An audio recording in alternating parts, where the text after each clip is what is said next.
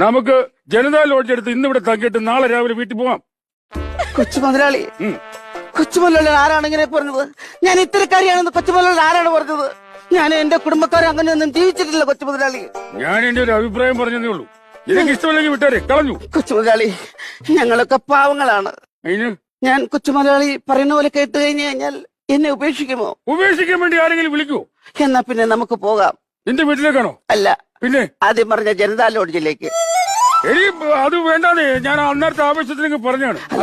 എന്നാ പിന്നെ നമുക്ക് അടുത്ത കൂട്ടുകാരന്റെ വല്ലവരും വീട് കാണുമല്ലോ, അങ്ങോട്ട് പോവാം. വേണ്ട, മഴയൊക്കെ കഴിയും അപ്പോഴത്തേക്ക്. എന്നാ പിന്നെ പ്രൈവറ്റ് ബസ് സ്റ്റാൻഡില് എവിടെയെങ്കിലും ഒരു മൂലയിൽ സ്ഥലം കാണത്തില്ലേ? വേണ്ട, ഞാനൊരു ആവേശത്തിന് പറഞ്ഞ വിട്ടു. എന്നാ പിന്നെ ബംഗാളികൾ ടെന്റെങ്കിലും ബുക്ക് ചെയ്യാം. വേണ്ട, ഇപ്പൊ പറഞ്ഞ നാശമായല്ലോ. എന്നാ പിന്നെ കൂത്താട്ടുകുളത്തൊരു ലോഡ്ജ് ഉണ്ട്, അമൃത ലോഡ്ജ്. അവിടെ നമുക്ക് റൂം എടുത്ത് സംസാരിക്കാം. എടി അവിടെ പോയി റൂം എടുക്കണമെങ്കിൽ നിന്റെ വീട്ടിൽ വന്നിട്ട് പിന്നെ ആധാറും ID പ്രൂഫും എല്ലാം എടുക്കണ്ടേ?